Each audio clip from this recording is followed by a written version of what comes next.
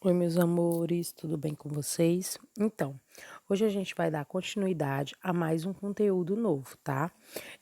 Ainda referente à nossa unidade 5, porém a gente vai falar sobre o Brasil no início da República. Vocês vão olhar aí na página 82, que a gente vai falar um pouco de mudanças que ocorreu no Brasil após a proclamação da República. Então, quando a gente fala de mudanças, como nós vimos anteriormente, no início da República, o Brasil ele era ainda um país predominantemente rural e a maioria da população vivia e trabalhava no campo. Havia poucas indústrias e as cidades estavam começando a se desenvolver. Como que essas cidades começaram a se desenvolver? A partir da chegada dos imigrantes. Então, a gente vai ver a partir de agora os movimentos imigratórios, as características e movimentos internos no Brasil. A gente sabe que a imigração ela é abordada muito no contexto da crise de mão de obra na lavoura, agravada com a abolição de escravatura e também da urbanização das cidades. Então, quando a gente fala de características, é algo muito similar que fazia com que os imigrantes eles se tornassem trabalhadores agrícolas nas propriedades rurais que eram comumente submetidos a maus tratos e às condições de trabalhos muito duras. Então, a realidade vivida por esses imigrantes demonstra as marcas profundas que os séculos de escravidão deixaram na sociedade brasileira. Então, a gente sabe que, diante das condições que existiam tanto no campo, muitos imigrantes, atraídos pela oferta de emprego nas indústrias que cresciam nas cidades, acabaram fixando em centros urbanos em busca de uma melhor qualidade de vida. Então, nesse momento, a gente vai entender como foi a chegada dos imigrantes e é um pouco dessa introdução dessa imigração no Brasil. Então, a imigração para o Brasil, ela foi em geral de tipo provocada. Por quê? Porque raramente ela foi espontânea, onde as maiores entradas de estrangeiro estão relacionadas ao período de escassez da mão de obra na nossa lavoura. Então, com o fim do trabalho escravo no Brasil, houve uma resultante mudança nos perfis dos trabalhadores das lavouras, principalmente nas grandes fazendas de café, na época a principal riqueza do país. Então, nesse período, uma grande quantidade de imigrantes veio da Europa e da Ásia. Então, assim, principalmente para o sudeste e sul do país. Então, a gente sabe que a composição da população brasileira ela teve por base o elemento estrangeiro, que resultou na entrada, desde o século XIX, de 5 milhões e 500 mil habitantes por estrangeiros. Então, em 1818, a publicação de um decreto de Dom João VI determina que o governo poderia ceder terras aos estrangeiros. Então, assim, a partir de 1887, o governo mudou de estratégia e passou a financiar transportes e instalações desses imigrantes nas grandes propriedades rurais. Então, entre os anos de 1887 e 1914, chegaram ao Brasil quase 3 milhões de estrangeiros. A maioria deles eram italianos, portugueses e espanhóis. Só que eles vieram também imigrantes de outros países do mundo, como alemães e japoneses. Então, a gente tem aqui os tipos de movimentos imigratórios. São 4 tipos, que é o permanente, o semipermanente, o sazonal e o pendular ou diário. Então, o que é o permanente? Podendo ser voluntário ou forçada. O permanente, no caso do movimento imigratório, a gente pode dar um exemplo desse aqui, como os negros, os africanos escravizados. Eles faziam um tipo de movimento migratório permanente. Por quê? Porque era algo forçado.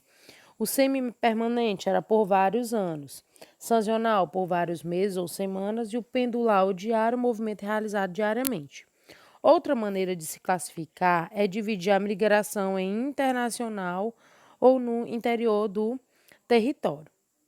Então, a gente tem aqui alguns exemplos de imigração, né? Que eu falei aqui, que a permanente forçada era os escravos africanos, o semi-permanente era os brasileiros para o Japão, o sazonal, que era os camponeses mexicanos para a Califórnia durante o período de colheita, ou o pendular, deslocamento das populações em áreas metropolitanas, certo?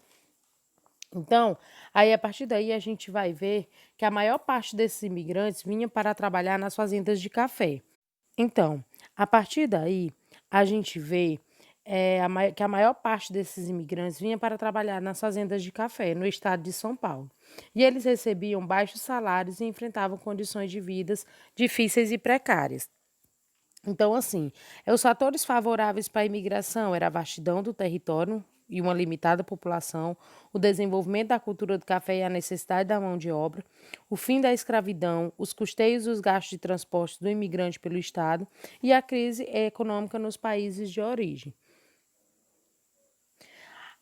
Outros fatores, né, que no caso são desfavoráveis, era a tropicalidade do país, em que o contraste com a origem temperada da maior parte dos imigrantes, a falta de uma política voltada para a imigração, a falta de garantias aos imigrantes com condições de trabalhos e vida baixíssima, obrigatoriedade de pagamento e do financiamento da viagem.